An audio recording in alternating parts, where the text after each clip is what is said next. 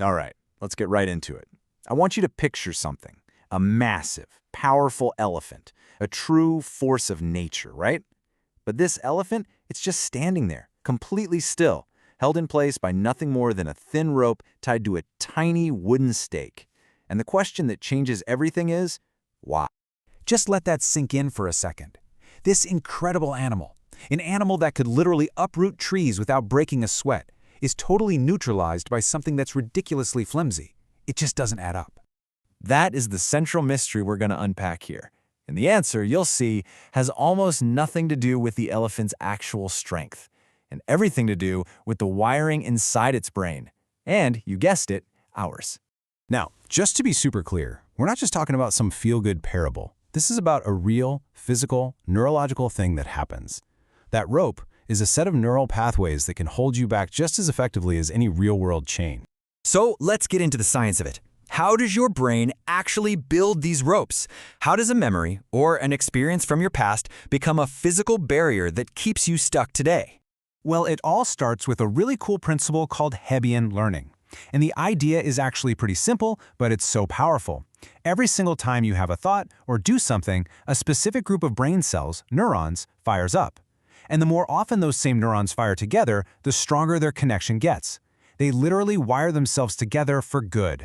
And this is just the perfect illustration of how that works. Think about it. When that elephant was just a baby, the chain was very real and very heavy. Every time it tried to pull away, it felt pain. So the neurons for pulling fired at the exact same time as the neurons for pain. The brain connected them, creating a powerful lesson. Pulling hurts, so being still means being safe. Now fast forward to today.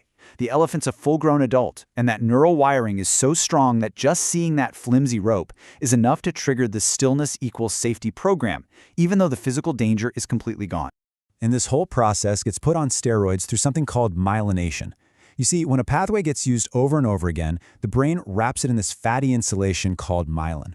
It's kind of like putting rubber casing on a wire. This makes the signal travel way faster and more efficiently. That learned behavior becomes your brain's default setting. It becomes a superhighway for thought that totally bypasses conscious decision-making. So, here's the absolute kicker. You might feel stuck, you might believe some external thing is holding you back, but more often than not, it's actually an internal myelinated neural pathway that's just running an old program you learned a long time ago. The wiring is the real prison. So let's make this personal and see how this actually builds up in a real human life.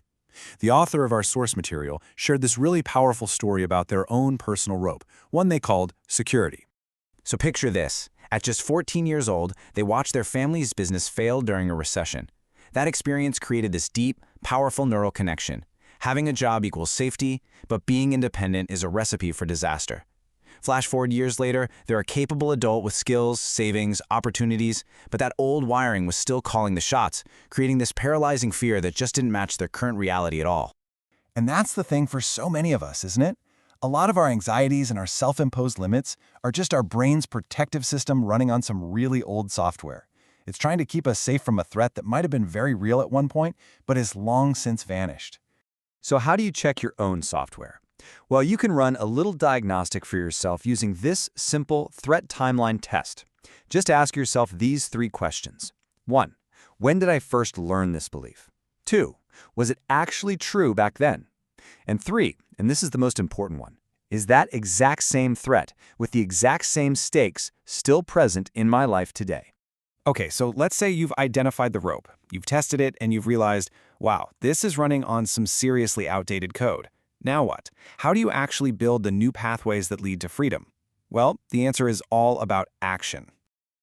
And this part is absolutely critical to understand. When you feel stuck and you spend all your time thinking and planning and researching how to get unstuck, you're not actually making progress. Neurologically speaking, you are firing the I'm not ready pathway over and over again. You are literally myelinating your own hesitation, making that stuck pathway even stronger. The antidote to this trap is the 70-30 rule. It's simple. The vast majority of your energy, a full 70%, should go towards output, towards doing the thing, trying the thing, even if you do it imperfectly. Only 30% should be for thinking, planning, and reflecting. This ratio forces you to spend most of your time firing up the new neurons you actually want to strengthen. And this is where the rubber really meets the road. We're talking about sending 5 imperfect emails instead of spending hours perfecting your resume font. It's about publishing 1 messy draft instead of reading 5 more books on how to write. It's doing 3 kind of terrible workouts instead of designing the 1 perfect plan you'll never start. Action, even messy, clumsy, imperfect action, is what builds the new neural superhighway. Let that one really sink in. Understanding your old patterns is a great first step, for sure.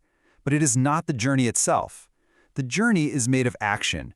You have to repeatedly do the new thing until your brain finally learns a new pattern, and that new pattern becomes the new default.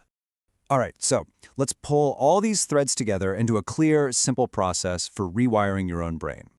Here it is, your 4-step framework. It's pretty straightforward. First, name the rope. Give that limiting belief a name. Second, date the origin. Trace it back to when it started. Third, test the threat. Is it still real today? And fourth, and this is the big one, apply that 70-30 rule. Focus relentlessly on action over analysis. And this brings us right to the most important question of all, the one that this whole thing has been leading up to. What is your rope? What's the story you keep telling yourself about what you can't do that's secretly based on software from a long, long time ago? You know, the really beautiful thing about this whole process is that it's not about some violent, painful struggle. You don't actually have to break the old beliefs. All you have to do is gently and consistently start building new ones. You just starve the old pathway of repetition, and you feed the new one with action. And that, right there, is the ultimate takeaway. Your strength, your capability, your potential, it was never gone. Not for a second. It has been there all along. The only thing that happened is that your brain, in a very real attempt to protect you, built a super efficient pathway that simply made you forget your own power. And the best news of all, you can start building a new one today.